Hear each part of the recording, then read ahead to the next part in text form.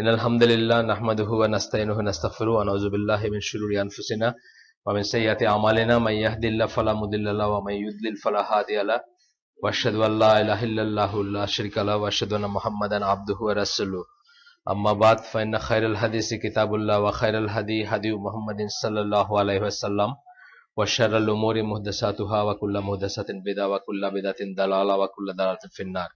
আসসালামু আলাইকুম ওয়া রাহমাতুল্লাহি ওয়া বারাকাতুহু। এই বইটার নাম হচ্ছে, ইংরেজি নাম হচ্ছে religious extremism in the lives of contemporary Muslims. Arabic নাম হচ্ছে আল গুলু ফিদ্দিন। বাংলায় যদি আমরা বলি সমকালীন মুসলমানদের মাঝে ধর্মীয় চরমপন্থা, এটা বলতে পারতাম বাংলায় যদি বলি আমরা। এটা অরিজিনাল লেখক হচ্ছেন ডক্টর আব্দুর রহমান ইবন মুআলা আল লুহাইক আল মুতায়রি, আর এটা ইংরেজি ট্রান্সলেট করছেন, ওয়ালাইকুম সালাম, জামালউদ্দিন জারাবোজো। আপনারা জানেন যে জামাল জারাবোজোর অনেক কিছু আমরা এখানে, যেমন এই যে guard yourself and your family যেটা বললেন একটু আগে, ওইটা ওনারই একটা খুতবা থেকেই করা আর কি। ওই লেকচারটা অনেকেই জানতে চান এবং অনেকেই করতে চান যে এটা কোন বইয়ের, অরিজিনালি কোন বইয়ের।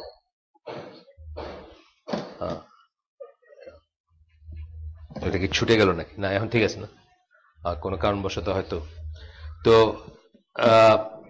এই বইটা 22 বছর আগে লেখা বই, আগে 21, মানে আমরা প্রায় 1 বছর ধরে বোধহয় পড়তেছি বইটা। আমরা 22 বছর আগে লেখা বই। এটা একটা জিনিস বুঝতে হবে যে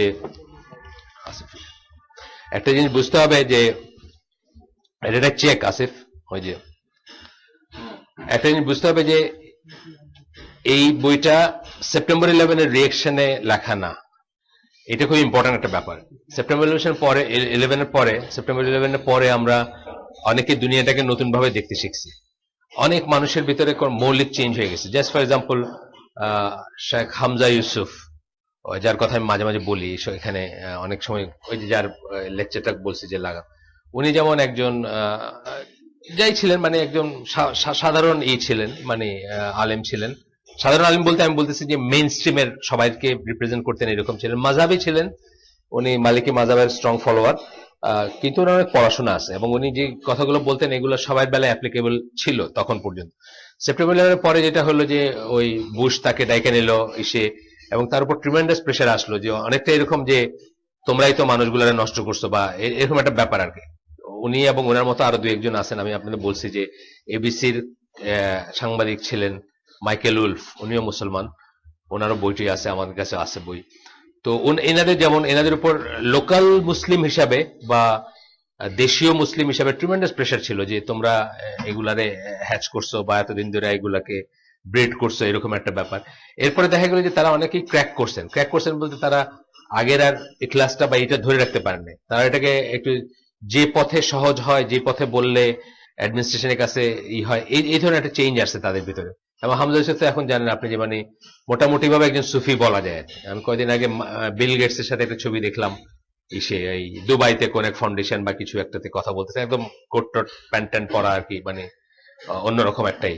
তো যাই হোক, আমার এত কথা বলার একটা রিজন হচ্ছে যে সেপ্টেম্বর 11-এর পরে অনেকেই নিজেদের চিন্তা চেতনা ভাবনাগুলাকে রিভাইজ করছে, পদ্ধতিগুলোকে রিভাইজ করছে, এবং তাতে সবচেয়ে খারাপ দিকে গেছে তা না, অনেকের নতুন করে রিয়েলাইজেশন আসছে যে আমাদের এরকম হওয়া উচিত, এরকম করা উচিত।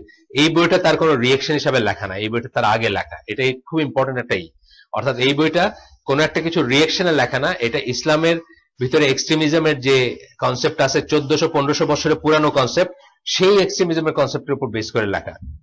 সেটা নিয়ে আমি একটা কথা অনেক আগেও বলছি, আবারও বলতেছি যে আমাদের এক্সট্রিমিজম, আমাদের দিনের কোরআনের শব্দ, এটা গুলুক শব্দটা কোরআনের শব্দ, এক্সট্রিমিজম শব্দটা কোরআনের শব্দ। আমাদের এক্সট্রিমিজমটা আমরা আমাদের টার্মসে ডিফাইন করব, কাফেরদের বা ওয়েস্টার্ন ওয়ার্ল্ডের টার্মসে ডিফাইন করব না। এটা খুব ইম্পর্টেন্ট একটা জিনিস। ওয়েস্টার্ন ওয়ার্ল্ডের টার্মসে আপনি ধরেন কালকে স্যুট টাইপ পরে অফিসে যাইতেন, আজকে হঠাৎ করে আপনি টাকনুর উপরে কাপড় রাখতে গিয়ে প্যান্টটা কেটে ফেলছেন। ওয়েস্টার্ন নর্মসে এটা একটা এক্সট্রিমিজম হইতে পারে, আপনার নর্মসে কিন্তু এক্সট্রিমিজম না। আপনি কি করলেন? আল্লাহ রসুলের একটা কঠোর হাদিসকে বাস্তবায়ন করলেন লাইফে, এবং ভয় সহকারে করলেন। খুব ভয়ঙ্কর কথাও বলা আছে এটা সম্বন্ধে, এই টাকনু ব্যাপার সম্বন্ধে। সুতরাং আপনার জন্য এটা এক্সট্রিমিজম না, বা একটা মুসলমান কোনোদিন বলবেন, এটাকে বললে বুঝতে হবে সে হয় ইসলাম বোঝে না অথবা এক্সট্রিমিজম বোঝে না, দুইটার একটা আর কি, অথবা দুইটাই বোঝে না। আমাদের এক্সট্রিমিজম গুলো আমাদের টার্মসে ডিফাইন্ড এখানেও আছে, এবং দেখবেন যে আপনি এগুলোর সাথে অনেক সময় ওয়ার্ল্ড মানে এখনকার পৃথিবীতে এক্সট্রিমিজম যেগুলোকে বলে সেগুলো মিলে যাচ্ছে, কিন্তু মিললো কি না মিললো আমরা সেটার দিকে তোয়াক্কা করে কিন্তু এক্সট্রিমিজমের কথা পড়ি না বা বলি না বা শিখি না। আমরা শিখি আল্লাহ যেটাকে এক্সট্রিমিজম বলছেন, রাসূল যেটাকে এক্সট্রিমিজম বলছেন, এবং সেটা কিন্তু আবার অ্যাপারেন্টলি অন্যদের কাছে খুব গ্রহণযোগ্য একটা জিনিসও হতে পারে। যেমন ফর এক্সাম্পল ধর্মের কারণে বিয়ে না করা, ধর্মের কারণে বিয়ে না করা মানে অধিকতর ধার্মিক হইতে গিয়ে বিয়ে না করা, এটা কিন্তু সেলিবেসি যেটাকে বলি, এটা কিন্তু আমরা একা একজন কোনো কারণবশত বিয়ে করলো না এটা বলার কিছু নাই, করতে না করতে পারি, ইমাম নওয়াবী করেন নাই, ইবনে তাইমিয়া করেন নাই, তাদের একটা রিজন থাকতে পারে, পার্সোনাল রিজন থাকতে পারে, যে কোনো রিজন, কিন্তু ইন জেনারেল কি সকল মুসলিমকে বিয়ে করতে এনকারেজ করে। এখন আপনি বললেন যে আমি বিয়ে শাদী করবো না, আমি সেলিবেসি অবলম্বন করব, মানে কৌমার্য যেটাকে বলে, then I can serve Allah better, অথবা আমি আল্লাহরই বেটার ইবাদত করতে পারি, এটা হলো এক্সট্রিমিজম। দেখেন ছোট্ট একটা জিনিস, এটা কিন্তু ইসলামের এক্সট্রিমিজম। ওয়ার ইজ একটা চোর একটা ইসলামিক স্টেটে চুরি করছে, 1 লক্ষ মানুষের সামনে তার হাতটা কেটে দেওয়া হয়েছে, এটা ওয়েস্টার্ন ওয়ার্ল্ডের চোখে বা অনেকের চোখেই হয়তো বর্বর বা একটা এক্সট্রিম ব্যাপার মনে হতে পারে, আমাদের জন্য কিন্তু আমরা মুখেও আনতে পারবো না, মনেও আনতে পারবো না যেটা এক্সট্রিম, বিকজ এটা হুদুদ পানিশমেন্ট, এটা আল্লাহর দেওয়া পানিশমেন্ট। এক্সট্রিমার প্রশ্নই ওঠে না, আল্লাহর চেয়ে মার্সিফুল আমি না, আল্লাহর চেয়ে সুবিচারক আমি না। আল্লাহ যদি কোনো একটা জিনিস প্রনাউন্স করে থাকেন ওইটাই সবচেয়ে সুবিচার, ওইটাই সবচেয়ে দয়াপূর্ণ জিনিস, ওইটাই সবচেয়ে মানে সুন্দর জিনিস। এটা কি আমাদের বাসায় আওয়াজ হচ্ছে? আমাদের মেয়েরা আওয়াজ করলে একটু তাহলে উপরে চলে যান, আপনাদের যদি বিশেষ ডিসকাশন থাকে।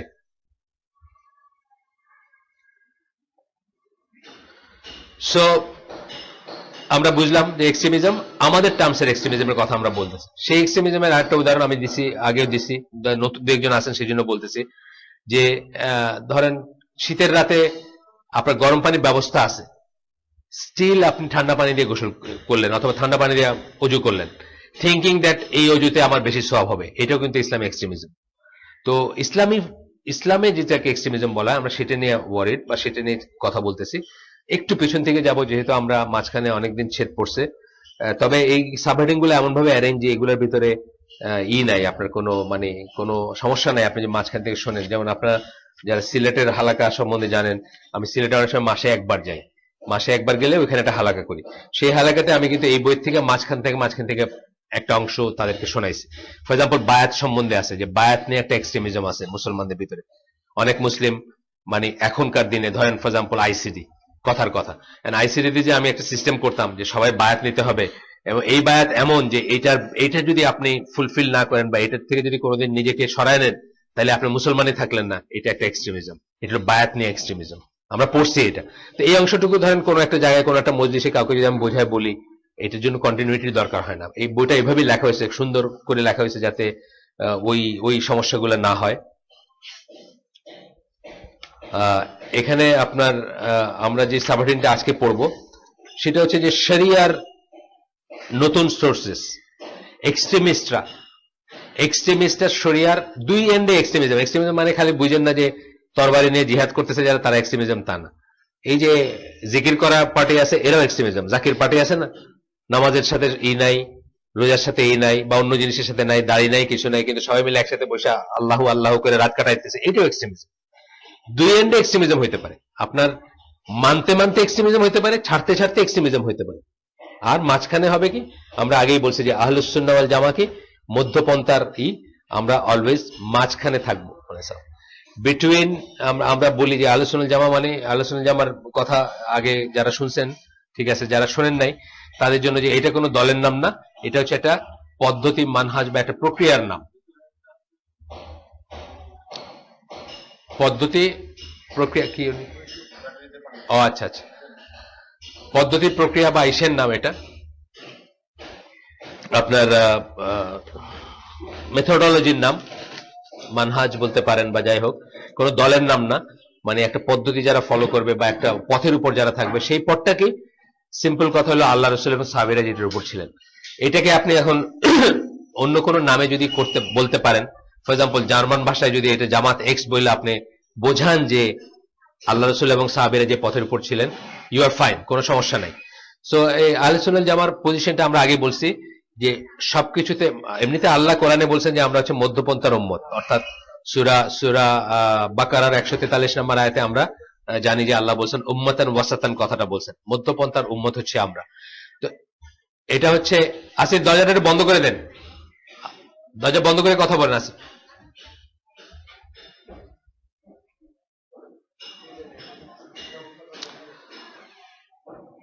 এখন আমরা উম্মাতান ওয়াসাতান এই কথাটা জানি, মধ্যপন্থার উম্মত। মধ্যপন্থার উম্মত কথাটা মানে হচ্ছে আমরা আগে এক্সপ্লেন করছি বা আগে কিছু ভাই নতুন আছেন বা নতুন ভাবে হয়তো শুনতেছেন, সেই জন্য বলতেছি আমি।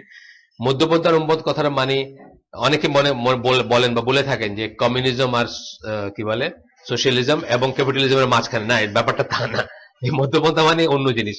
মধ্যপন্থা হচ্ছে একটা হচ্ছে যে খুব ইসলামে আমরা আগে একদিন এখানে কথা বলছি যে ইসলামে কিন্তু হায়ারার্কি নাই, আপ এন্ড ডাউন নাই, টপ মানে ক্লোজ টু দ্য টপ নাই। আমরা আগে একদিন বললাম না যে উনি ক্লোজ টু দ্য টপ মানে ধরেন একটা দেশের কথা আমি বলতেছি, he is very close to the top বলতে আপনি বলেন শাসকের খুব কাছের মানুষ। ইসলামে এই টার্মটাই নাই, ইসলামে বলবে ক্লোজ টু দ্য সেন্টার। এইখান থেকেই মধ্যপন্থার একটা কনসেপ্ট আসবে, দেখবেন যে মধ্যপন্থা বলতে ইসলামে বোঝানো হয় যে সেন্টারে থাকে যারা। সেন্টারে কারা থাকতো, এটা কোত্থেকে আসছে কথাটা, মানে আরবিক ল্যাঙ্গুয়েজটা খুব মজার ল্যাঙ্গুয়েজ। এখানে দেখবেন এক একটা শব্দের এক একটা স্টোরি আছে। একটা শব্দ কোত্থেকে আসলো তার পিছনে দেখবেন একটা স্টোরি লেখা যাচ্ছে। যেমন আকিদা, আকিদা শব্দটা আছে আক্ত থেকে। আক্ত মানে হলো গাঁটছড়া বাঁধা, বিয়ার সময় আক্ত বলে না, ওই আক্ত থেকে আকিদা আসছে, এটা একটা স্টোরি আছে। যেমন তাগুত বলি আমরা, তাগুত একটা শব্দ, আরবিক শব্দ, খুব ওয়াইডলি ইউজ শব্দ। এখানে তাগুত শব্দটা আসছে তাগাত থেকে। আমরা বলছি অনেকবার গল্পটা হচ্ছে কি, তাগা মানে হচ্ছে সীমা লঙ্ঘন করা। কিসের সীমা লঙ্ঘন করা? অরিজিনালি কথাটা আরবিকে ইউজ হইতো নদীর সীমা লঙ্ঘন করা। অর্থাৎ যেসব নদীগুলো ছোট নদী, হঠাৎ করে ফ্ল্যাশ ফ্লাড হয়, হঠাৎ করে পানি আসে, পানি আসলে দুকুল উপছায় পানিটা মানে ওভারফ্লো করে, এই যে পানির সীমা লঙ্ঘন করলো, তার সীমা ছিল তীরের ভিতরে থাকবে সে, এটাকে তাগা বলে, এবং এখান থেকে তাগুত শব্দটা আসছে। তো একইভাবে মধ্যপন্থার উম্মত যেখান থেকে আসছে সেই কনসেপ্টটা হচ্ছে এটা যে আরব দেশে যারা ছিল মানে বেদুইন ছিল, তারা এক একটা জায়গায় যাইতো, একটা জোনে গিয়ে একটা তাবু গার্ড করতো, খাটাইতো, এখানে থাকবো আমরা ফর নেক্সট 6 মাস। ধরেন এখানে ঘাস হচ্ছে, এই সময়টায় বৃষ্টি হয়, বৃষ্টি হলে ওই কি বলে ওই পাথরের গায়ে শ্যাওলা জমে, শ্যাওলাগুলা ছাগলগুলা, জানেন তো এটা না? ও, এটা একটু মজার জিনিস। আমাকে একজন, আমরা প্রথমবার হজে গেছি, ওয়ালাইকুম সালাম, প্রথমবার হজে গেছি, তখন এক ভদ্রলোক, উনি গভর্নমেন্টের কিছুতে চাকরি করেন, তো উনি বলছেন যে একটা জিনিস খেয়াল করছেন যে এই দেশে তো কোনো ঘাস নাই, কিন্তু এই যে ছাগলগুলোর পালতেছে, কেমনি করে পালতেছে জানেন? আমি বললাম না, বলেন দেখি। বলে এরা নুড়ি খায়। নুড়ি খায় বলতে কি, নুড়ির টাইপের জিনিস, পাথর টাইপের জিনিস মুখে নিয়ে একটু চাইটা আবার ফালাই দিতেছে, ওইটার গায়ে একটা থিন লেয়ার অফ শ্যাওলা থাকে, ওইটা খাইতেছে, খায় পাথরটা আবার ফালাইতেছে। তো এইগুলা বেদুইনদের জানে যে এই জোনে এই সময়ে এই জোনে এই শ্যাওলাগুলা হবে বা এটা হবে। সো তাদের হার্ড নিয়ে যে ছাগল গরু বেড়া যাই আছে ওগুলো নিয়ে তারা ওই জোনে গিয়ে ফর 6 মান্থ ধরেন করলো। তারপরে দেখলো যে পরবর্তী 6 মান্থ ওইখানে খুব শক্ত জীবন, আরেকটা জায়গায় যাবে। তো যাই হোক, যখন তারা একখানে যখন তাবু খাটায়, তখন সেটা করে কি, মাঝখানে থাকে তাদের চিফ, যে চিফটেন বলে, অনেক সময় চিফ বলে, বা গোত্রপতি, যে তার তাবুটা থাকে মাঝখানে, এবং সেখানে একটা বড় পোল থাকে, অনেক সময় তার উপর একটা ফ্ল্যাগ থাকে বা একটা চিহ্ন থাকে বা একটা মশাল থাকে রাত্রেবেলায়, যাতে দূর থেকে মানুষ দেখতে পারে, ইত্যাদি ইত্যাদি। তাহলে মাঝখানে কে থাকে? যে বিচার করে, যে অন্যদের থেকে যার পজিশনটা এলিভেটেড, সে মাঝখানে থাকে। উম্মতুল মুসান্নাদ এখান থেকে আসছে।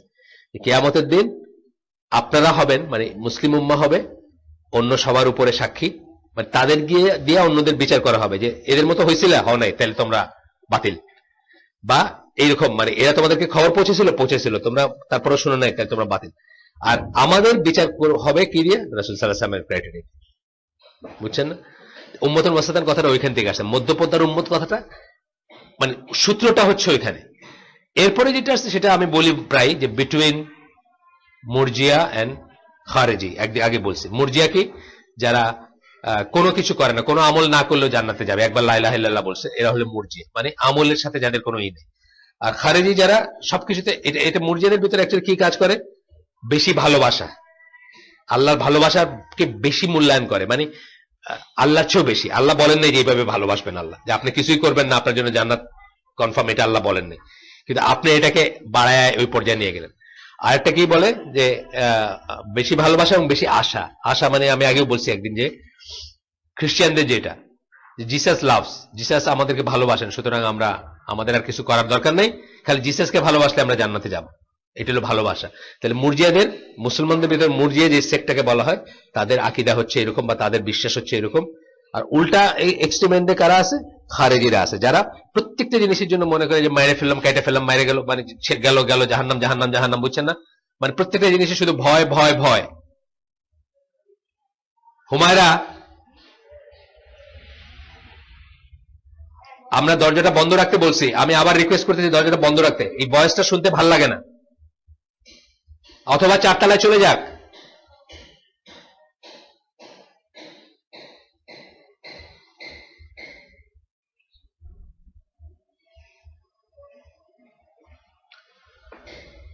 তো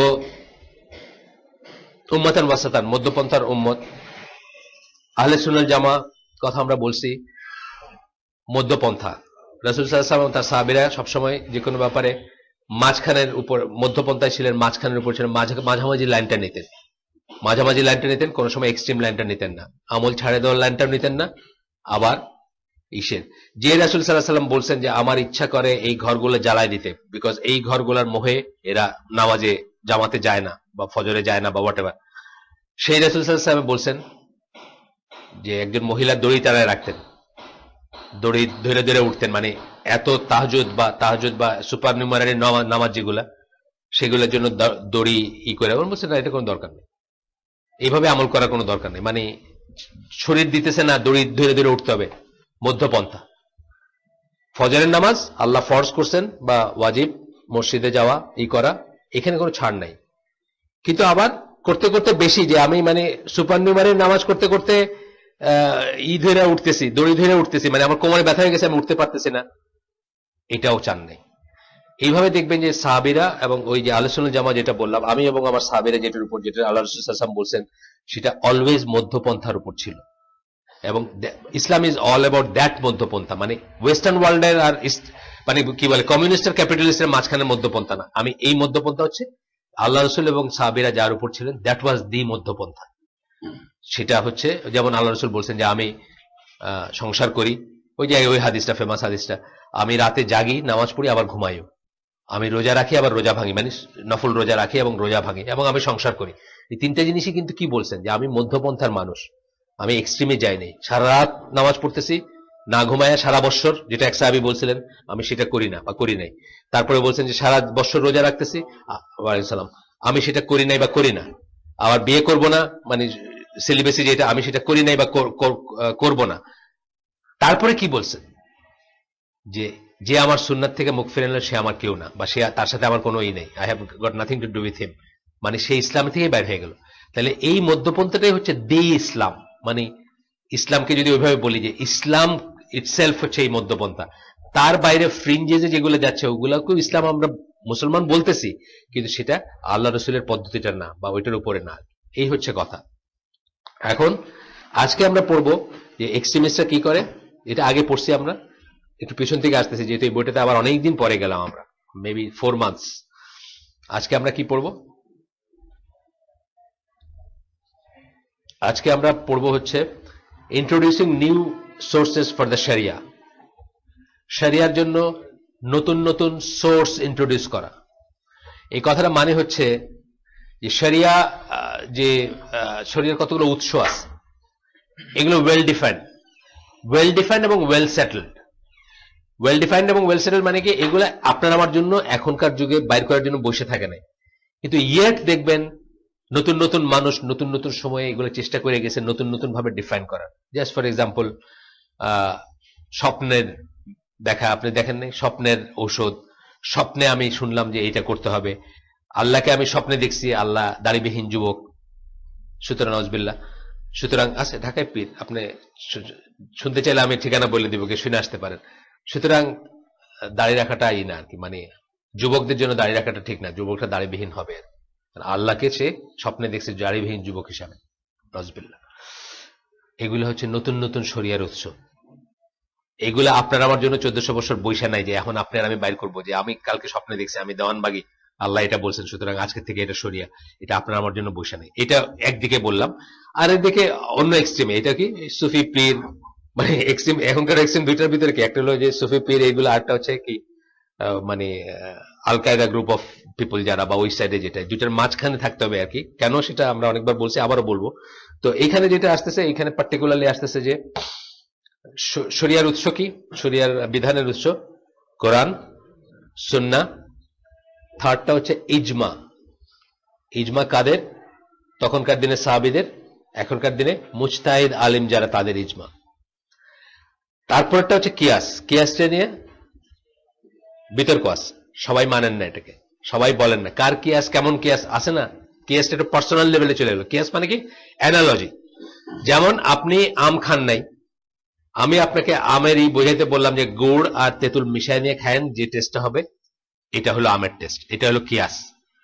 আমের টেস্টটাকে আমি সুপার ইম্পোজ করলাম গুড় আর ইসের উপরে, মানে আপনাকে একটা দিয়ে আরেকটা বোঝাইলাম, বা একটা ডিফাইন্ড জিনিস দিয়ে একটা আনডিফাইন্ড জিনিসের উপরে ওটাকে প্রয়োগ করলাম। This is what is কিয়াস।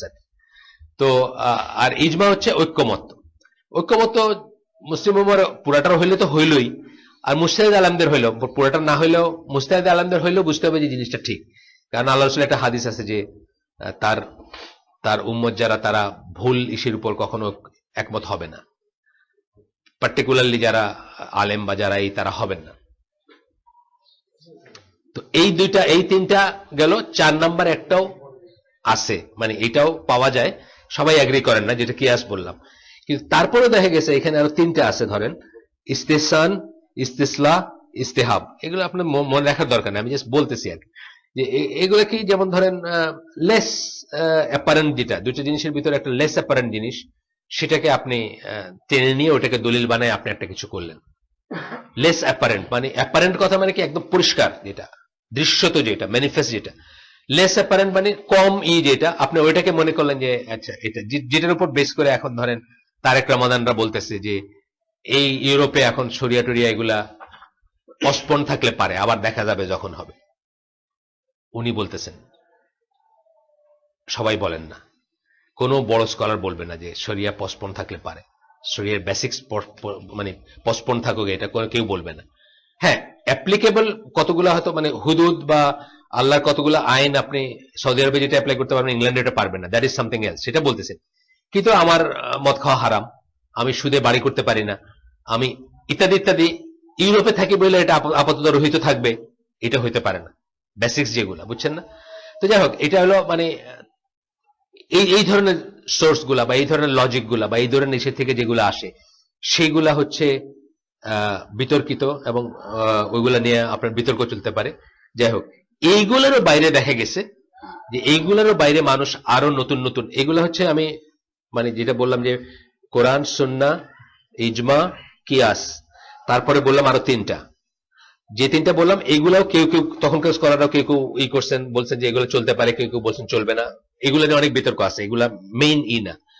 তার বাইরেও দেখা যাচ্ছে যে এখনকার মানুষরা নতুন নতুন জিনিস ডিফাইন করতেছে, তাদের মন গড়া, এটা পারমিসিবল না, এটার কারো নাই। একটা জিনিস বুঝতে হবে যে আসলে স্ট্রিক্টলি স্পিকিং শরিয়ার উৎস হচ্ছে 2টা, কোরআন এবং সুন্নাহ। ইজমা যেটা বললাম, ইজমাটাও কিন্তু ওইখানে যাইতে হবে, না গেলে ওটা ইজমা না। যে ইজমা কোরআন সুন্নাহর সাথে কন্ট্রাডিক্ট করবে, সেটা ইজমা না, সেই ইজমা গ্রহণযোগ্য না। আমি একটা উদাহরণ দিই না আপনাদের, যে 750 কোটি মানুষের ভিতরে অনেকবারই বলছি যে একজন মানুষ ছাড়া বাকি সবাই বললো যে কালকে থেকে রাস্তায় ন্যাংটায় হাঁটা যাবে, সবাই ইজমা হইলো না? 750 কোটি মানুষের ইজমা হইলো। স্টিল আমরা বলবো যে ওই একজনেরটা কারেক্ট, কারণ ওটা ইসলামের সাথে, কোরআনের সাথে, সুন্নাহর সাথে যায়, বা কোরআন সুন্নাহ থেকে আসছে।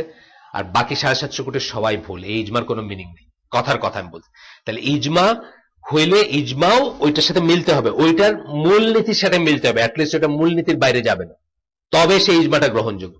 আর নজবিল্লাহ কোন একটা সময় আসতে পারে, আমাদের দেশেই যেমন, আমাদের দেশের ইজমাতে কি, আমাদের দেশের 1-5 বছরের ইজমাতে Sheikh Hasina is best human being, আরেক 5 বছরের ইজমাতে হলো Khaleda Zia is best human being.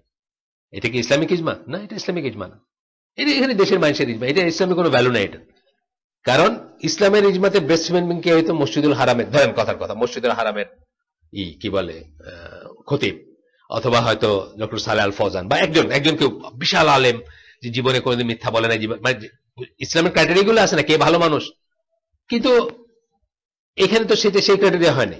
সুতরাং এই ইজমা ইসলামী মিনিংলেস। এখানে মিনিংলেস আপনার প্রাইম মিনিস্টার হয়ে যেতেছে একজন 5 বছর ধরে আমাদের দণ্ডমুণ্ডের কর্তা হয়ে যেতেছে, সেটা অন্য জিনিস, কিন্তু এটার সাথে ইসলামের ইজমার কোনো সম্পর্ক নেই। ইসলামের ইজমা কোরআন সুন্নাহর বাইরে গিয়ে কন্ট্রাডিক্ট করার মতো কিছুতে ইজমা থাকলে কোনো মিনিং নেই। ওটা গেল। যেই কথাগুলোর জন্য আসতেছে এখানে, যে একজন স্কলারের একটা কোটেশন আমরা পড়ি, the foundation for those is only the Quran. আবার আরো যদি করে আমরা দেখি, আরো শক্ত করে বা আরো কি বলবো ডিটেলসে যদি আমরা দেখি, তাহলে দেখবো আসলে শুধু কোরআনই, কোরআন সুন্নাহ যদি আমরা বলতেছি, আসলে সোর্সটা হচ্ছে শুধু কোরআনই। সুন্নাহ কি করতেছে? কোরআনকে এক্সপ্লেন করতেছে। তাহলে আসল সোর্সটা হচ্ছে কোরআন। এই জন্য দেখবেন মানে কোরআন সুন্নাহ বলি আমরা, তারপরেও এটা গোজ ব্যাক টু আল্লাহর বুক বা আল্লাহর কথা বা আল্লাহর ওয়াহিতে চলে যাচ্ছে। কারণ সুন্নাহ ওয়াহি আমরা জানি, ওয়াহি মাতলু গায়ের মাতলু। কোরআন হচ্ছে ওয়াহি মাতলু, যেটা তেলাওয়াত করা হয়। সুন্নাহ হচ্ছে বা হাদিস হচ্ছে ওয়াহি গায়ের মাতলু, যেটা তেলাওয়াত করা হয় না, বাট ওইটা ওয়াহি। আল্লাহ রাসূল মন গড়া ভাবে কিছু বলেন নাই। আচ্ছা, তো এই স্কলার বলতেছেন যে এই যে আমরা 5টা সোর্স মেনশন করলাম, উপরে 5টা করলাম না, একটা বললাম কোরআন সুন্নাহ, তারপর ইজমা, তারপর কিয়াস, আর 5 নম্বরটার ভিতরে আর কতগুলো বললাম না, ওই সব মিলাই একটা ধরছেন আর কি ওনারা। এই 5টা সোর্সের ভিতরে বলতেছেন ইজ অনলি দ্য কোরআন, মানে এগুলোর ফাউন্ডেশন হচ্ছে আসলে কোরআন।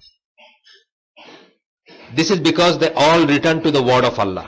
সবকিছুকে আল্লাহর ওয়ার্ডে ফিরে যেতে হবে এবং তবেই সেটা সোর্স হবে আর কি। ফর লেজিসলেটিং দ্য লজ, আইন বানানোর আগে ওইখানে ফিরে যেতে হবে, ওটার সাথে মিলতে হবে, ওটার এগেনস্টে কোনো আইন হবে না। এই জন্য বললাম যে আমাদের দেশের ইজমার কোনো মিনিং নেই, কারণ এটার সাথে কোরআনের কোনো সম্পর্ক নেই। দ্য সুন্নাহ is a report concerning Allah's words and ruling. সুন্নাহ কি? আল্লাহর ওয়ার্ডস মানে কি? কোরআন, সুন্নাহ, ওয়াহি, এবং রুলিং, আল্লাহ কি চান, আল্লাহ কি চান না সেটা। সুতরাং সুন্নাহ বেসিক্যালি কোরআনের সাথে টাইড আপ, আলাদা কিছু না। এই জন্য আজকেও সকালে সূরা জুমার আয়াত মসজিদে পড়েন আর কি, আমাদের হুজুর নিয়ম করেই পড়েন। তো ওই আবার শুনলাম ওইটা, মানে কোরআনে কয়েকটা জায়গায় আসছে কিতাব ওয়াল হিকমা, কিতাব ওয়াল হিকমা। কিতাব মানে কিতাব কোরআন, হিকমা মানে সুন্নাহ। এইটা শিখান রাসূল তোমাদেরকে, এটা শিক্ষা দেন, এই কথা আছে। দুইটাই আল্লাহর ওয়াহি। আপনারা জানেন, যারা সুন্নাহর উপর পড়াশোনা করছেন তারা জানেন যে দুইটাই আল্লাহর ওয়াহি। সুন্নাহ বলতে আমরা বোঝাইতেছি যে যেটা রাসূল থেকে আসছে, যে হাদিস আসছে বা আসছে, যেটা রিলিজিয়াস রিলেভেন্স আছে, যেটা এটা সুন্নাহ বলতে, মানে এই কথাটা আসতেছে। ওনার মাথায় 4 গেছি বা 2 গেছি পাকা চুল ছিল, এটার কথা আমরা আসতেছি না। আমরা বলতেছি যেটা দিয়ে আইন প্রণয়ন করা হয়, সেই জিনিসের কথা বলতেছি। সেটা আজকে পড়লাম যে দুইটাই বেসিক্যালি অ্যাকচুয়ালি আল্লাহর ওয়ার্ড। একটা আল্লাহর ওয়ার্ড ডিরেক্ট তেলাওয়াত করা হয়, আর একটা আল্লাহর ওয়ার্ড বা ওয়াহি, আল্লাহর কাছ থেকে আসা জিনিস, আল্লাহর রুল, আল্লাহর ইচ্ছা, আল্লাহর নিয়ম, সেটা তেলাওয়াত করি না আমরা, সেটা থ্রু রাসূল আমরা করি, অথবা আইদার কোরআনকে এক্সপ্লেন করি, অথবা এটা ডিরেক্টলি থ্রু রাসূল আসছে, আমরা সেটাকে ফলো করি। ফর এক্সাম্পল, নামাজ পড়ার কথা বা সালাত ইসের কথা কোরআনে আসছে, কিভাবে সালাত পড়তে হবে এটা আল্লাহ রাসূলের থ্রুতে সুন্নাহর মাধ্যমে আসছে। দুইটাই আল্লাহর ওয়ার্ড, আল্লাহর কাছ থেকে আসা ওয়াহি, ওয়াহির ভিত্তিতে আমরা জানছি দুইটাই। এই জন্য এই দুইটার এই পজিশন, প্রথম দুইটা পজিশন আর কি, আর বাকিগুলা গেল। এখন আমরা আজকে যেটা পড়বো সেটা হচ্ছে যে শুকরি মুস্তাফা নামটা জানেন এখানে যারা আসছেন, আগে যারা আসছেন, আবার বলে নিই আমি। এই গত শতাব্দীতে মানে মডার্ন ওয়ার্ল্ড যেটাকে আমরা বলি, মডার্ন ওয়ার্ল্ড যখন আমরা বলি কি বোঝাই আমরা? মডার্ন ওয়ার্ল্ড যখন বলি তখন কি বোঝাই পাবেল? ফ্রেঞ্চ রেভলিউশনের পরে যেটা আসছে, ইন্ডাস্ট্রিয়াল রেভলিউশনের পরে যেটা আসছে। মডার্নিটি তো তারপর থেকে শুরু হলো। এখন কিন্তু পোস্ট মডার্ন বলে, মানে আপনি যখন থিওরিতে যাবেন, এখন কিন্তু পোস্ট মডার্ন সময় যাচ্ছে। আমার দেশের কথা না, আমি বলতেছি যারা মডার্ন, তারাই পোস্ট মডার্ন হয়েছে। এখন আমরা তো মডার্নও ছিলাম না, পোস্ট মডার্নও হয়নি এখন। যাই হোক, মানে যারা আর কি এগুলার বাপ চাচা যারা আর কি, তাদের কথা বলতেছি। তো ফ্রেঞ্চ রেভলিউশনের পরবর্তী সময়, ইনফ্যাক্ট ইন্ডাস্ট্রিয়াল রেভলিউশন পরবর্তী সময়টা ধরতে পারেন, মানে 1800 সামথিং থেকে নিয়ে ধরেন এই 2000 পর্যন্ত, 2000 না হোক 1960-70 পর্যন্ত মডার্ন সময়। তারপর থেকে পোস্ট মডার্ন শুরু হয়েছে। আচ্ছা, যাই হোক, এটা আমাদের জানার দরকার। আমরা মুসলিম জানার কোনো দরকারই নেই এটা আসলে। এই জাস্ট কথার প্রসঙ্গে বললাম, কিন্তু আসলে আমাদের জানার দরকার নেই। We don't believe in all those modern and post modern, এইসব জিনিস আমরা বিশ্বাস করি না, বা ওইসব জিনিস আমাদের জীবনের দর্শন হয় না, কোনোদিন হইতে পারে না।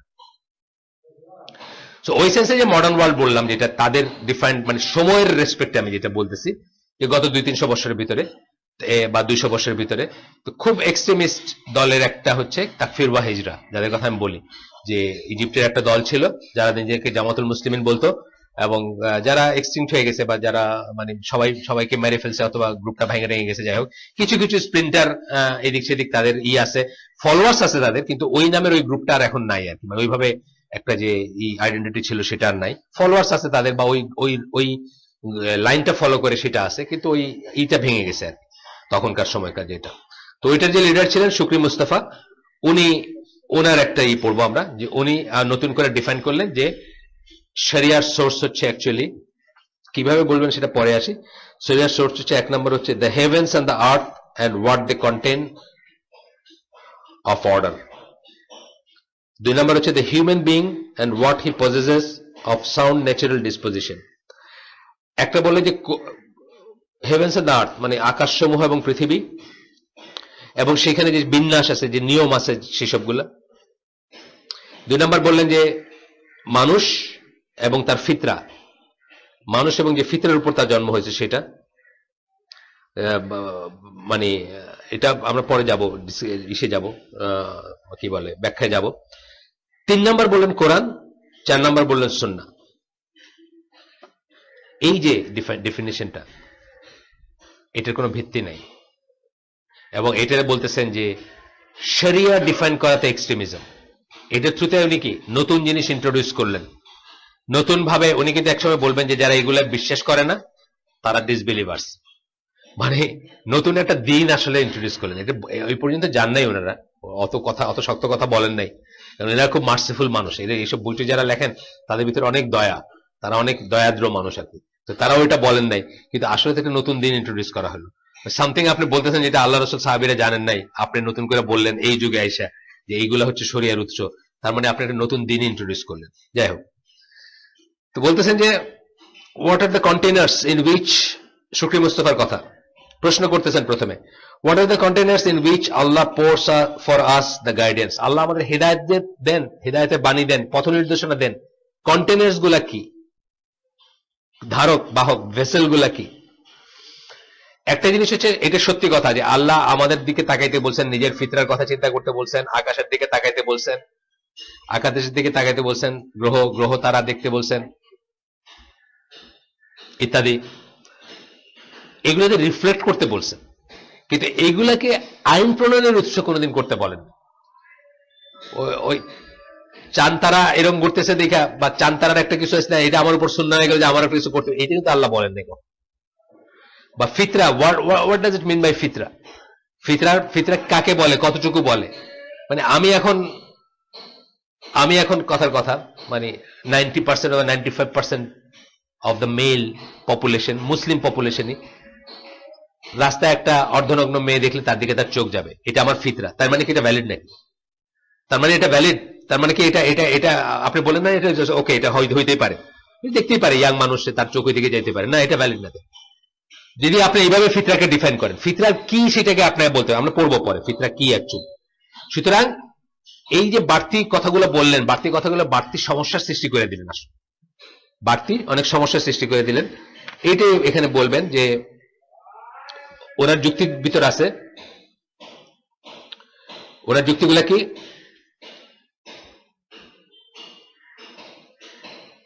The heavens and the earth, what is between them and what is in them, and the human what Allah and what Allah has sent him with of natural disposition. Natural disposition মানে ফিতরা, আবার বলতেছি স্বাভাবিক যেই প্রবণতা by.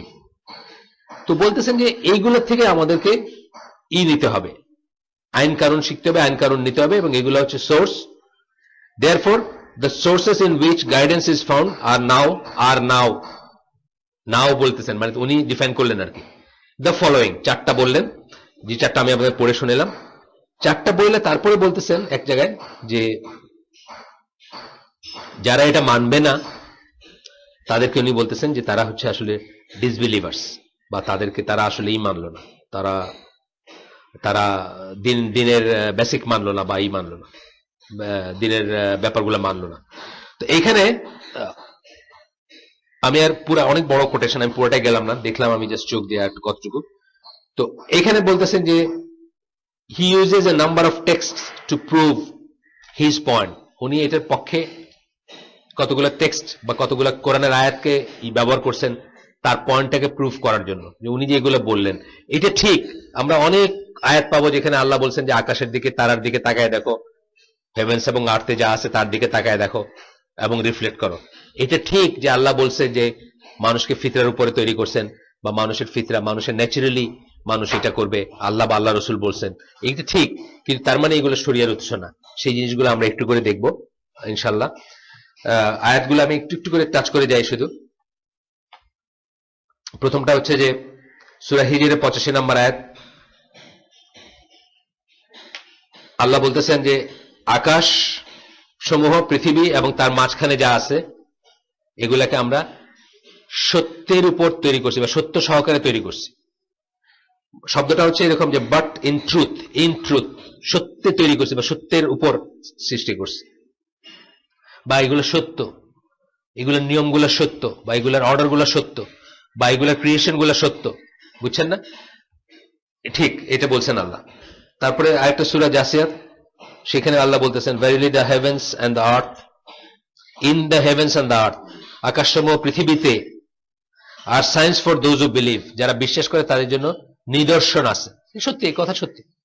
নিদর্শন থাকা একটা কথা, আর এটাকে আইনের ভিত্তি করা একটা কথা। আর ব্যাপার হচ্ছে যে আমি বুঝলাম কিনা সেটা একটা কথা। কি নিদর্শন আছে এটা এক একজন এক একভাবে বুঝতে পারে না।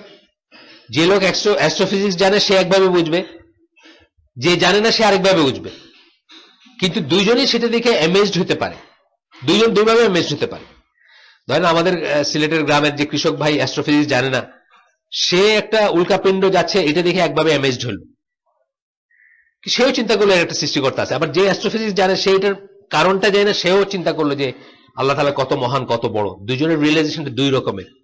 কিন্তু আইন কানুন নিতে হইলে সেটা এই দুই ধরনের দিয়ে নিতে পারা যাবে না, এটা একটা ডেফিনেট জিনিস থেকে নিতে হবে। আমরা পরে দেখব আইন কানুন বানানোর জিনিসগুলো অনেক ডেফিনেট হইতে হয়, পার্সোনাল ইসের ভ্যারিয়েবল হইতে পারে না। পরে দেখবো আমরা সেটা। তারপরে এটা গেল একটা। তারপরে আরেকটা আয়াত আসতেছে, সেটা আম্বিয়া সূরা আম্বিয়া 16 নম্বর আয়াত। সেখানে আল্লাহ বলতেছেন নট ফর আইডল স্পোর্ট, মানে খেলার ছলে আমরা বানাই না এগুলা।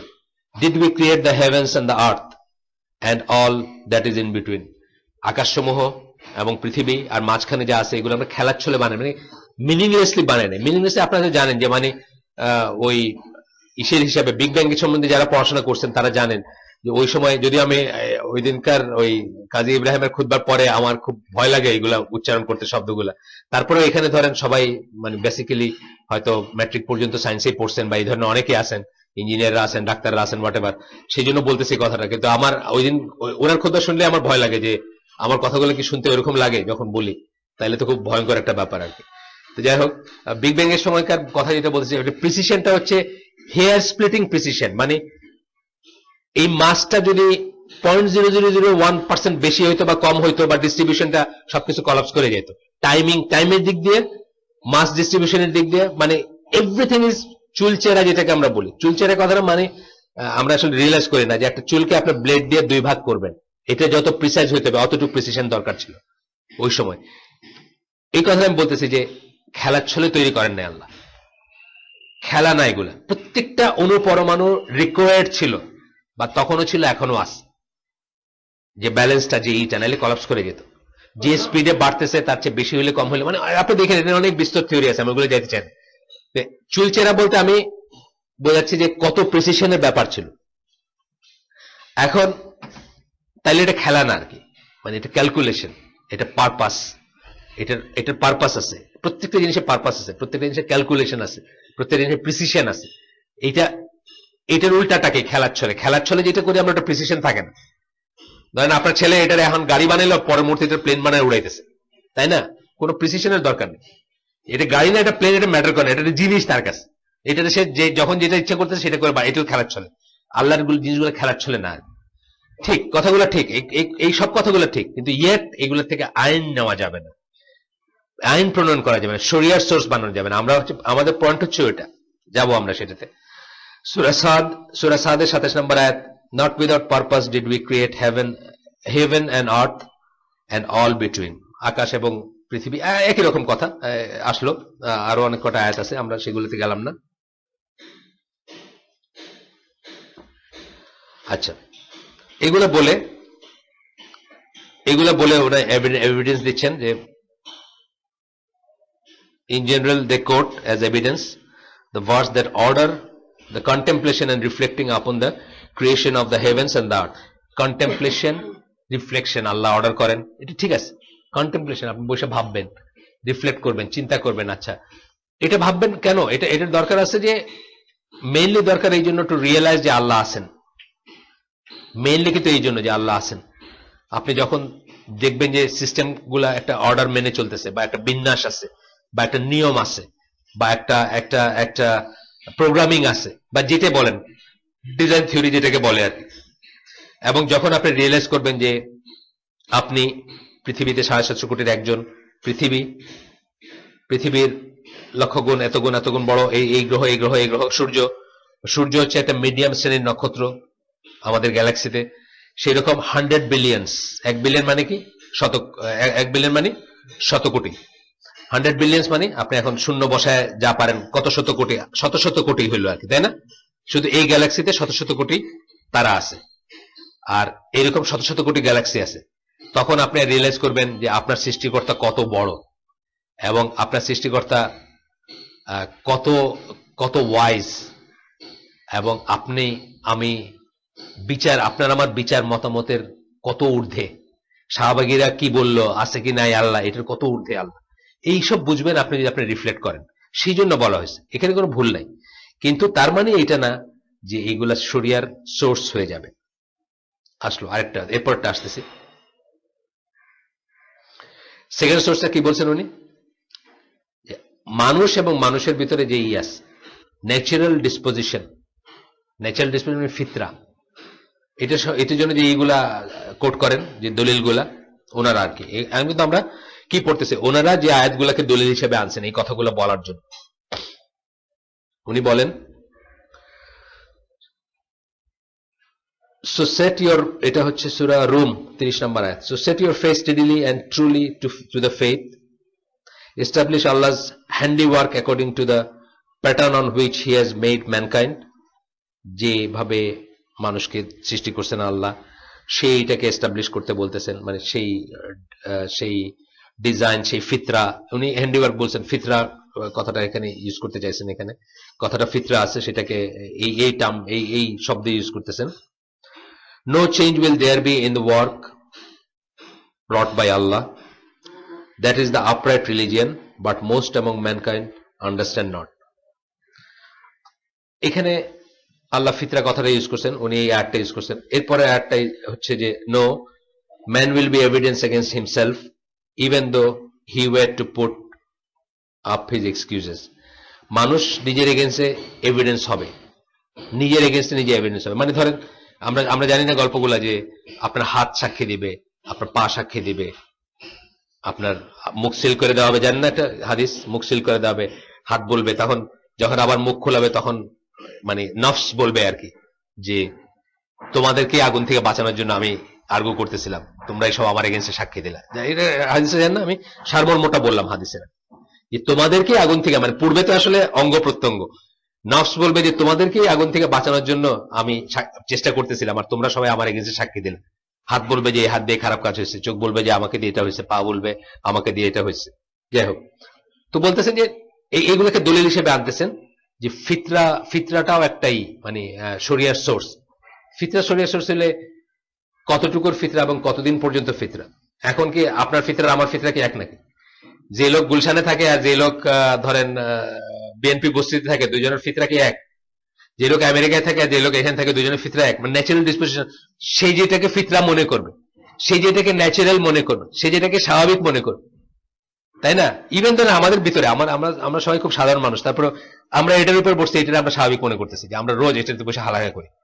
আরেকজন দেখবেন একটা খেজুর পাতার বা ওই গোল পাতার চাটাইয়ের উপরে বসে মনে করছে, বাহ খুব সুন্দর বসছি, মাটিতে তো বসি নেই। ফিতরা কোনটা স্ট্যান্ডার্ড তাহলে? বুঝছেন না ব্যাপারটা? কোন ন্যাচারাল ডিসপোজিশনের কথা বলছেন? আসবে সেটা, কথা আসবে সেটা। এভাবে বলছেন। আরো আরো আরো কিছু কোট করছেন, কোট করে বলছেন যে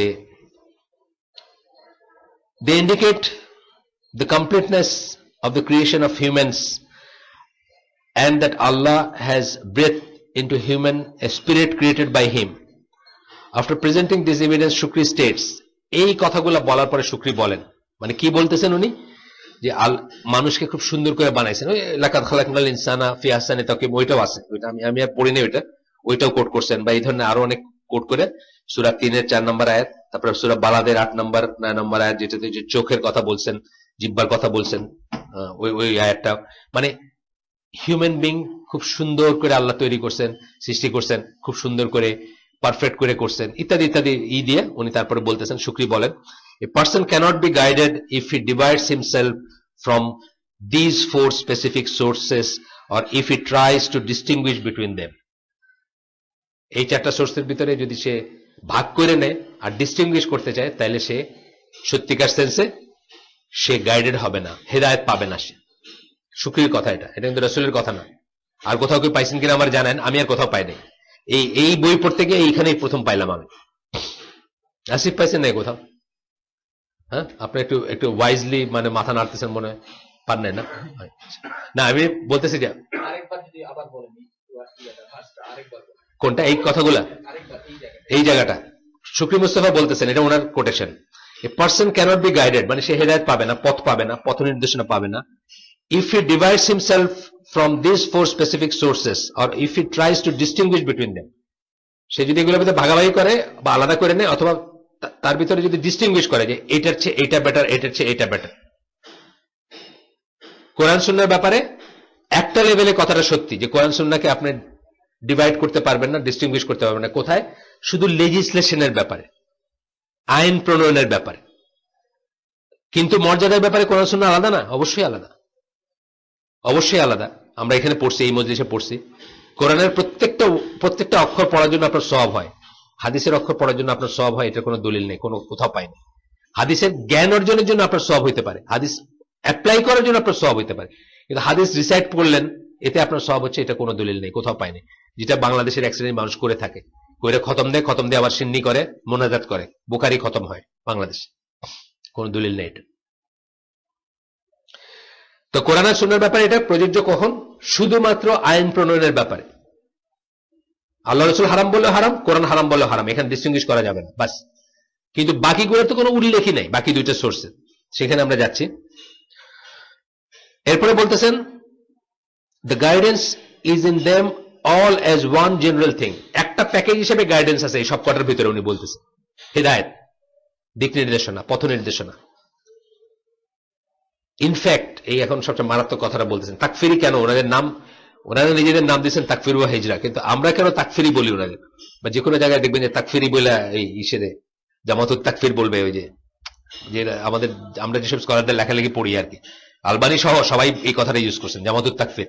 কেন আসতেছে কথাটা, কিছু বলবেন আসিফ? কেন বলতেছেন? whoever distinguishes one from others or does away with one of them is a disbeliever. একটা থেকে আরেকটাকে যে ডিস্টিংগুইশ করে অথবা একটাকে যে ত্যাগ করে, সে ডিসবিলিভার। কত বড় কথা আপনি চিন্তা করছেন? জাস্ট লাইক দ্যাট উনি বলে ফেললেন। এই জন্যই ওনারা হচ্ছেন তাকফিরি, এই জন্য ওনারা হচ্ছেন খারেজি, এই জন্য ওনারা হচ্ছেন আমাদের জন্য পরিত্যাজ্য। নট দ্যাট ওনাদের প্রতি আমাদের দেখলে ওনারা মানে হয়ে গেলেন, মানে প্রমিনেন্ট হয়ে গেলেন দেখে আমাদের গা জ্বলে, তা না। এটা অত্যন্ত ডেঞ্জারাস ট্রেন্ড, এবং এই ট্রেন্ডের একটা বাংলাদেশে আছে। মদ জ্বালানে ছেলে কথায় কথায় বড় বড় স্কলারদের কাফের মুশরিক বানায় শেষ। আমরা যেসব স্কলারদের কাছে বৈশাখ ঘন্টার পর ঘন্টা, আমি হিসাব করছি, আমি 350 হালাকা অ্যাটেন্ড করছি, রাফলি 350 হালাকা, অন্তত 350 ঘন্টা তো বসছি তার কাছে। যাদের কাছে 350 ঘন্টা, যাদের পায়ের কাছে বসে আমি দিন শিখতে চেষ্টা করছি, তাদের পিছনে নাকি নামাজ হবে না। বাংলাদেশে আছে মদ জ্বালানে ছেলে আপনাকে ফতোয়া দিয়ে দিবে যে সাইফুল্লাহর পিছে আর মঞ্জুরের পিছে নামাজ হবে না। কেন? ওনারা নরম আর কি, ওনারা মুরজিয়া, ওনারা ওই যে আগে বললাম ওই আমলের প্রতি অত নাই আর কি, মানে সবকিছু পারমিট করেন, হোয়াটএভার যাই তারা যাই বলে। এইসব থেকে আসছে জিনিসগুলো, কত ইজিলি বলে ফেলেন একটা কথা। এই কথাটা একজন মুসলিমের বুক কাঁপা উচিত কোন একজন মুসলিমের ব্যাপারে বলার আগে। আর এইটাতে যেভাবে বলছেন সেটা তো মানে এটা দিন, আমি বললাম না, এটা এনারা আবার খুব ভালো মানুষ, এই জন্য ওনারা এটা বলেন না, কিন্তু আমি বলতেছি ইটস এ নিউ দিন, নতুন একটা দিন এটা। গেল, বললেন আরো, by such statement in which they have introduced new sources of Sharia, this Jama, মানে ওই জামা, শুকরির জামা, has violated the consensus of the nation that states that Quran and Sunnah to take precedence over everything else. এটা তো কোনো বিতর্ক নেই, একেবারে মানে আমার মনে হয় শেয়ারাও এটা বলবে যে, মানে আর্গুমেন্টে, মানে যখন শেয়ারা কোনো একটা স্টেটমেন্ট দিতে যায় তখন তারা এটা বলবে যে কোরআন সুন্নাহই বলবে, তারপরে কিন্তু বলে অন্য জিনিস, কিন্তু কোরআন সুন্নাহই বলবে, এটাতে কোনো ই করে না। আমি দেখি তো মাঝে মাঝে তেহরান রেডিওর ওই যে ইগুলো আসে, বা আমি তো ইরানে চাকরি করছি এককালে 6 মাস। আমি তো মানে খুব আশা নিয়ে গেছিলাম 1989 সালে যে পৃথিবীতে দেশ থাকলে একটাই আছে আর কি, মানে মুসলমান দেশ। গিয়া তো আমার এমন মোহভঙ্গ হয়েছে, বুঝলাম, মানে স্টার্টেড ফ্রম নামাজ পড়া, এটা মাটির টুকরা একটা দলা নিয়ে প্রত্যেকের সামনে একটা করে দলা থাকে, ওইটার উপর সেজদা দেয়।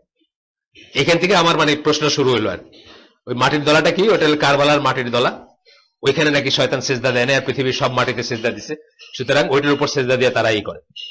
তো যাই হোক, এখন সেরাও কিন্তু আপনার যদি আর্গুমেন্টে যায় অথবা যদি কোনো একটা অফিসিয়াল স্টেটমেন্ট করতে যায়, তারা কিন্তু কোরআন সুন্নাহ বলবে। ওয়ারেজ এই ভদ্রলোক বলতেছেন যে আরো দুইটা সোর্স আছে, ওইগুলো ইনফ্যাক্ট 1 নম্বর 2 নম্বর উনি প্লেস করছেন, এবং বলতেছেন যে এগুলোর ভিতর ডিফারেন্সিয়েট করা যাবে না এবং কোনোটা ত্যাগ করা যাবে না। বইয়ের নামটা আছে, আপনাদের আরো রিসার্চ যারা করতে চান, বইয়ের নাম হচ্ছে আল হুজ্জিয়াত। হুজ্জিয়াত মানে হচ্ছে অথরিটি। কিসের অথরিটি? আর authority of Quran and Sunnah আমরা পড়ি না, উনি অথরিটি ডিফাইন করতেছে, মানে আপনার উপর কার কিসের অথরিটি, মানে এই 4টা হচ্ছে অথরিটি, এই 4টা দিয়ে আপনি ই করবেন। হুজ্জিয়াত,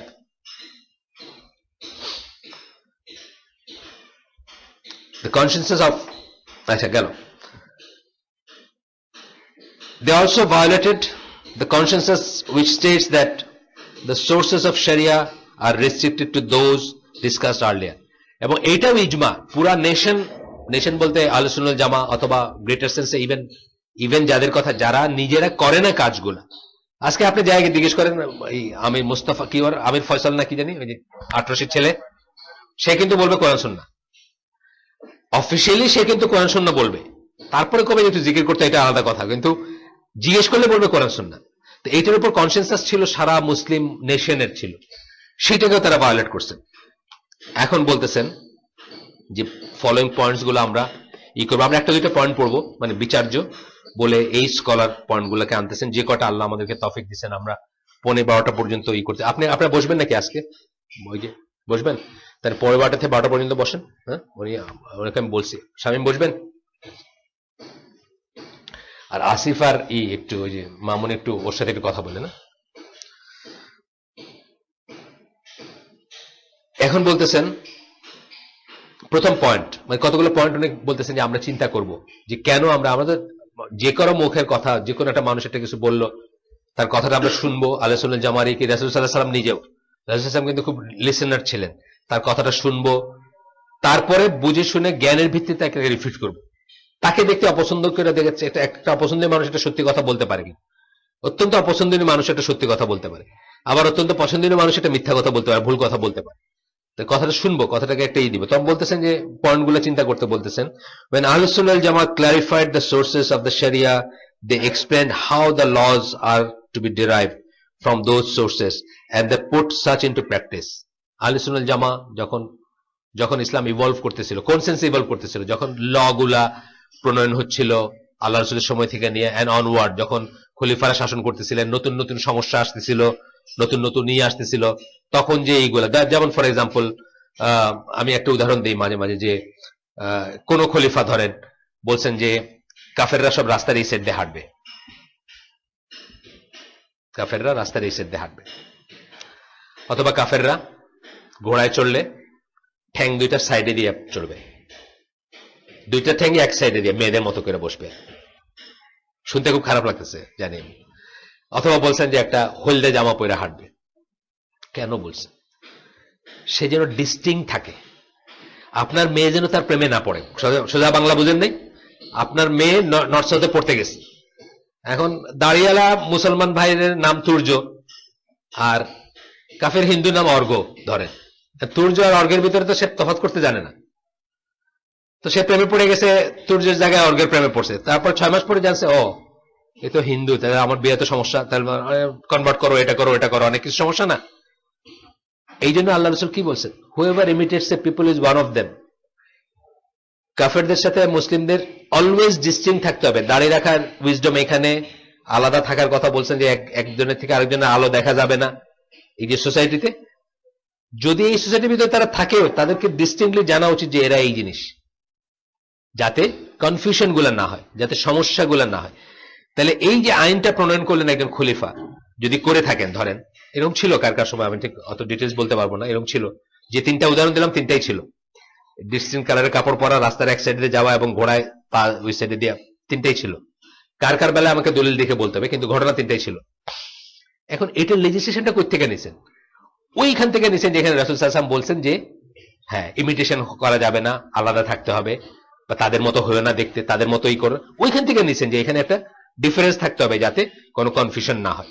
যাতে ধরেন মানে ফর এক্সাম্পল মালয়েশিয়াতে আমি যখন প্রথম যাই, রোজার দিনে আমি খাইতে গেছি একখানে, আমি তো সফর করতে গেছি, ইসে মানে আই ওয়াজ ট্রাভেলিং। আমার জিজ্ঞেস করছে মুসলমান, বলে হ্যাঁ, দোকান কিন্তু হিন্দু, বলে না তোমার আমি তো খাওয়া দিব না। আমার কেন? বলে তোমারও পুলিশে নিবে, আমারও নিবে পুলিশে। তাহলে আমি তো মুসাফির। বলে না, তুমি একটা মুসলিম দোকানে গিয়ে পরে বোঝায় বলো, ও যদি দেয় দিবে, আমি দিব না, তোমারও পুলিশে নিবে, আমারও পুলিশে নিবে। এই যে ব্যাপারটা, এই কনফিউশনটা অ্যাভয়েড করতে, যে ধরেন এখানে একটা ছুরিখানা খুলে বসছে, আমি যদি ডিস্টিংক্টলি না জানি যে কে মুসলমান কে কাফের, তাহলে কাফেরের সাথে সাথে মুসলমানরা গিয়ে মদ খাবে, মুসলমানরা গিয়ে সবকিছু করবে, বুঝছেন না? এই জন্য জানার উইজডম আছে। কিন্তু আপনি যে মুসলিম, আপনার দাঁড়িয়ে থেকে আপনার দাঁড়িয়ে নিয়ে আপনি ঢুকতে পারবেন না, এখানে উইজডম আছে না? ডিস্টিংগুইশ বা ডিস্টিংক্ট থাকার উইজডম আছে। তো ওই রসুলের অরিজিনাল সোর্স থেকে এটাকে নিয়মে পরিণত করছেন কোন খলিফা, কিন্তু সোর্স নিছেন ওইখান থেকে, নিজের মন গড়া ভাবে করেন নাই, করতে পারেন না। এটাই বলতেছেন যে কিভাবে ডেরাইভ করতে হবে, এগুলা দেখাই দিছে আহলে সুন্নাত জামা, যে কিভাবে ওই সোর্স থেকে ডেরাইভ করে ল বানাইতে হবে, এগুলো দেখাই দিয়ে গেছে। The first thing that is sought from Sukri's group is an explanation of these sources and a clarification of how laws are to be derived from them. সুক্রির গ্রুপ যখন বলবে যে এই 4টা হচ্ছে শরিয়ার উৎস, তখন আমরা তাদের কাছে জানতে চাবো, এক্সপ্লেনেশন জানতে চাবো, আর জানতে চাবো ল কেমনে করে ওখান থেকে ডেরাইভ করবে। একটু আগে যেটা বললাম ফিতরা, আপনার ফিতরা একটা, আমার ফিতরা একটা। আমরা যখন গ্রোন আপ হয়ে যাই, আমাদের ফিতরাগুলো আলাদা আলাদা হয়ে যায় না? তাই ওই ফিতরার কথা বলা হয় নাই। যে ফিতরার কথা বলে সেটা কি আমরা দেখবো, এটা হলো এখানে আসবে, মতামত গুলো আসবে। একটা মত হচ্ছে যে আলাস্তু বিরাব্বিকুম, যখন আল্লাহ জিজ্ঞেস করছেন আমি কি তোমাদের রব নই, ওই দিন যে ফিতরার উপর হিউম্যান বিংস এর সোল ছিল, যারা আনসার করছিল, সেই ফিতরার কথা বলা হয়েছে। এটা আপনি বড় হয়ে আমেরিকান হয়ে আপনার ফিতরা, আমি বাংলাদেশে আমার ফিতরা, এই দুই ফিতরা যার যার মতো করে ফিতরার থেকে ল বাইর করবো, এটা বলা হয়নি, বুঝছেন না? ওই ফিতরার কথা বলেছে, আমি দেখবো পরে সেটা। তো বলতেছে যে এইটা যদি বলা হয়, জিজ্ঞেস করা হয়, তাহলে এটার কি আনসার দিবে? এটা কোনো আনসার নেই আসলে। However, that never occurred. Instead, these sources were simply presented in general and briefly. এটা কখনোই আসে নাই, কখনোই তারা এক্সপ্লেন করেন নাই যে কেন কথাগুলো বললেন, এই কথাগুলো থেকে ল কেমনে ডিরাইভ করবেন, আসলে প্র্যাকটিক্যালি রিয়েলি মানে রিয়েল লাইফে কেমনে আকাশে ওই পালসার থেকে আলো বিকিরণ করতেছে, এখান থেকে পৃথিবীর ল কেমনে করে ডিরাইভ করবেন, এটা কিন্তু বলেন নাই, বা এটা এক্সপ্লেনও করেন নাই, শুধুমাত্র একটা ব্যাগ কথা বলে গেছেন। সেকেন্ড পয়েন্ট, মানে এটা আমাদের এই পয়েন্টগুলা এই রাইটার আমাদেরকে বলতেছেন আমরা যেন চিন্তা করি বিফোর বি ফল। এই অনেক কথা শুনতে সুন্দর লাগে, পৃথিবীতে দেখবেন মানুষ ট্র্যাপে পড়ে কি, কথা শুনতে সুন্দর লাগে দেখ।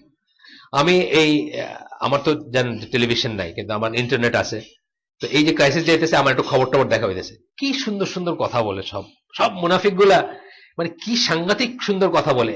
কথা শুনলে আপনার মনে হবে অর্থাৎ প্রত্যেকটা মানুষ মুনাফিক, আমি বুঝি প্রত্যেকটা মানুষ, they say what they don't believe.